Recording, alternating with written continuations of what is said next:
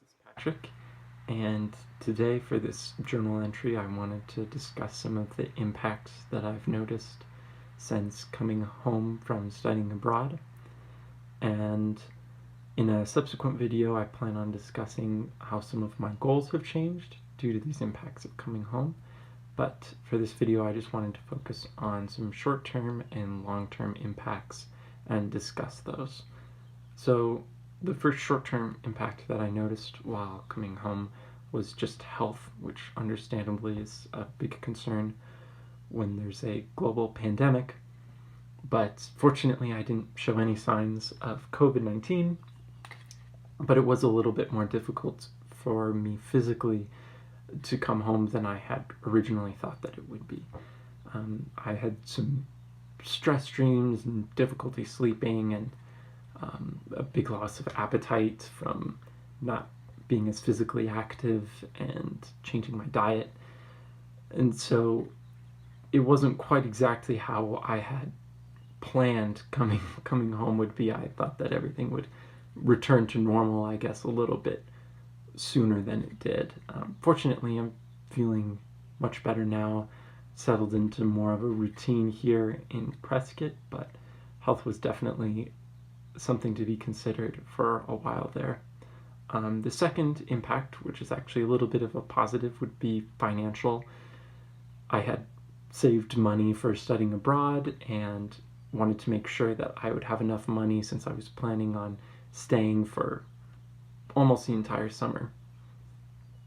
But now that I've come home, since I was, not really planning on spending a lot of money until the summer, fortunately I do have some of those savings, as well as like a partial housing refunding from UPO.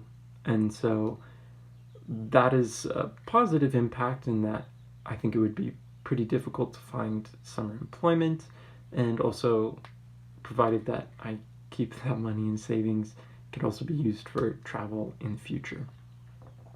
Another short-term impact from coming home was the depth of my exploration in Spain.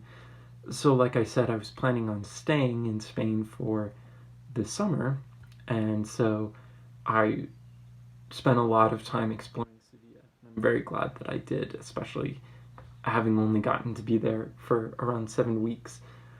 But I obviously would have planned differently had I known that I was only going to be there for 7 weeks, so also gone to some of the other places in Spain. So I did get to see Malaga, and I got to see some of kind of the country around Sevilla, and I spent a little bit of time in Madrid, but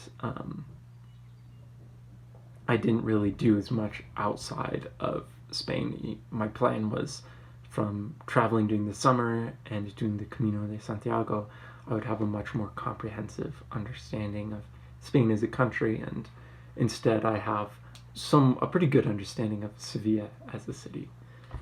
Another short-term impact, and my final short-term impact, would be my capstone project. Like I said, doing the Camino would actually be part of my capstone project, and I was going to do a translation project about the Camino after I got back. And I wanted to discuss some changes to my capstone in my goals video, but long story short, I will be altering my capstone project because I won't have done the Camino. For some of my long-term impacts, language immediately sticks out. The immersion in a foreign language is invaluable for learning, and although 7 weeks is definitely better than nothing, it still is, would be far more preferable to have, as much time as you can there. Coming into college, I didn't really know what I was going to study. I was planning on probably double majoring, so studying Spanish. The other thing was very much up in the air, and I just knew that I wanted to study abroad. That was pretty much my one contingency coming into college.